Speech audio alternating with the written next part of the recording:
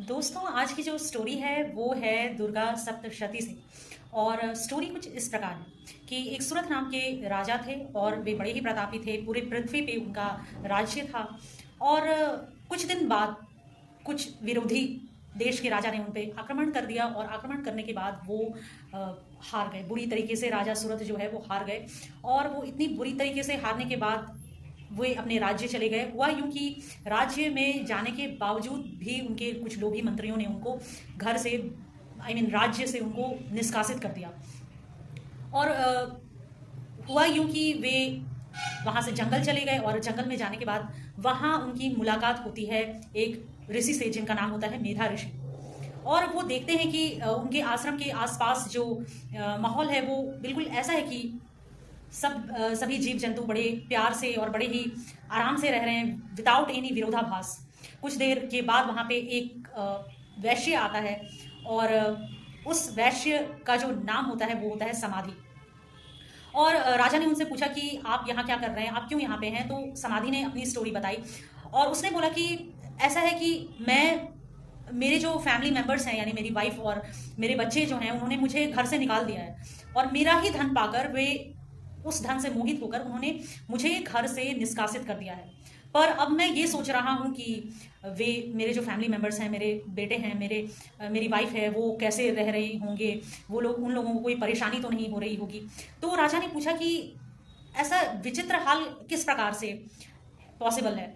जिन घर वालों ने तुम्हें बाहर निकाल दिया और उनके बारे में भी आप इस प्रकार सोच रहे हो, ऐसा कैसे पॉसिबल है।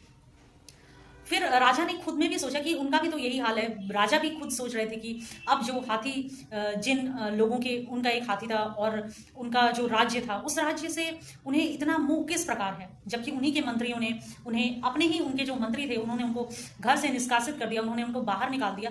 बट बावजूद इसके उनके मन में ऐसा मोह क्यों है। तो वो जाते हैं और एक ऋषि से पूछते हैं कि वो जो मेधा ऋषि रहते हैं उनसे पूछते हैं कि ऐसा क्यों हो रहा है, ऐसा क्यों हो रहा है कि हम लोगों को जिन लोगों ने इतना कष्ट दिया, उन जिन लोगों के कारण हम इतना परेशान हैं, उन लोगों को लेकर ही हम चिंतित हैं और परेशान हैं। और इवन ये सोच रहे हैं कि वो लोग कैसे होंगे। हम ये सोच रहे हैं कि वो लोग कैसे होंगे, हाउ इज दैट पॉसिबल, ऐसा क्यों है। कृपया हे रिसीवर हमें बताएं, हमारा मार्गदर्शन करें। तो फिर क्या होता है कि वो ऋषि जो होते हैं वो बोलते हैं कि इसी का नाम माया है, यानी कि यही है इग्नोरेंस, माया। और जो माया है, जो महामाया शक्ति हैं, वही सबको मोहित कर रही हैं। अगर वो विष्णु को मोहित कर सकती हैं तो वो हम सभी तो एक तुच्छ प्राणी है, वो हम सभी को मोहित कर सकती हैं। तो फिर राजा ने पूछा कि आप बताएं कि ये महामाया कौन है और किस प्रकार हमें मोहित कर रही हैं। तो फिर रिसीवर ने बताया, उन्होंने बोला कि एक समय की बात है जब जो विष्णु हैं वो क्षीर सागर में शयन कर रहे थे। शयन करते वक्त उनके कर्ण से जो मैल उत्पन्न हुआ उनसे दो राक्षस उत्पन्न हुए और उनका नाम था मधु और कैटव। अब मधु और कैटव जो थे वे ब्रह्मा जी, अब क्योंकि ब्रह्मा जी विष्णु जी के नाभि कमल से प्रकट हुए हैं, तो क्या हुआ कि मधु और कैटव दोनों गए और उनको खाने के लिए दौड़े।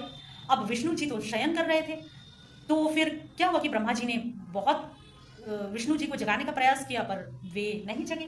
फिर उन्होंने महामाया से प्रार्थना की। महामाया जो कि भगवान की शक्ति हैं, उनसे वो प्रार्थना करने लगी और प्रार्थना करने के बाद जो विष्णु भगवान के कान से, नाक से, समस्त जगहों से एक तेज उत्पन्न हुआ और एक देवी उत्पन्न हुई जो थी महामाया, आदिशक्ति महामाया।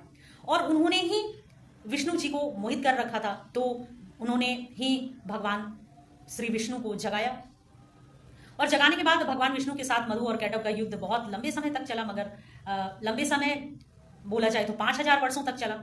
और हुआ यूं कि फिर महामाया ने जो आदि शक्ति हैं उन्होंने फिर मधु और कैटव को मोहित कर लिया और उसके वश मुंह में आकर अभिमान के साथ मधु और कैटव ने भगवान श्री विष्णु से कहा कि हम तुम्हारे पराक्रम से बड़े प्रसन्न हैं, तो तुम वर मांगो, तुम क्या मांगना चाहते हो।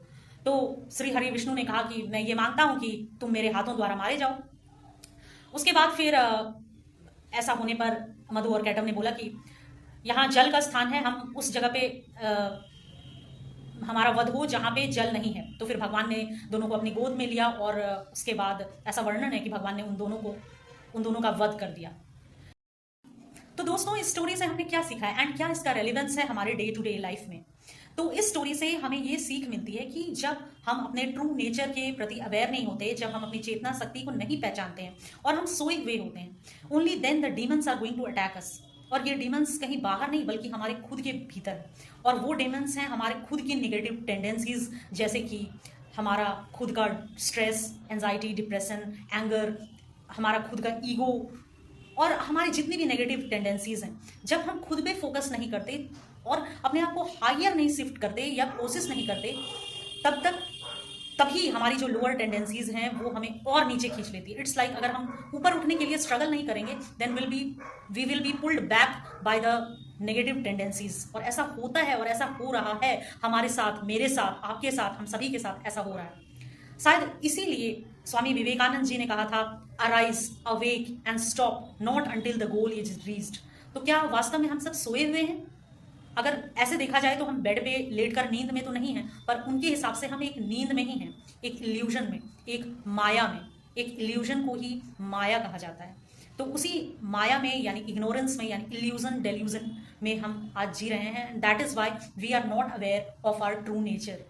तो आइए हम लोग ये कोशिश करें और हम लोग अपने स्पिरिचुअल पाथ पे, यानी कि हम वास्तव में अपने ट्रू नेचर को हम जानें एंड हम सरेंडर करें इस शक्ति को, गॉडेस को, ताकि वो हमारी हेल्प कर सकें to get rid of our ignorance and हम लोग हमेशा सदा ही आगे बढ़ते रहें। तो आपको फिर से नवरात्रि की बहुत बहुत हार्दिक शुभकामनाएं। मैं हाजिर होती रहूंगी फिर से एक न्यू स्टोरी के साथ, और ये कोशिश करेंगे हम लोग जानने का, मैं खुद भी जानने का प्रयास करूंगी कि हमारे लाइफ में इन स्टोरीज का, इन कथाओं का क्या महत्व है हमारे डे टू डे लाइफ में, और मैं क्या इन सब चीज़ों से सीख सकती हूँ, हम और आप इसको कैसे अप्लाई कर सकते हैं। तब तक के लिए बहुत बहुत धन्यवाद और राधे राधे।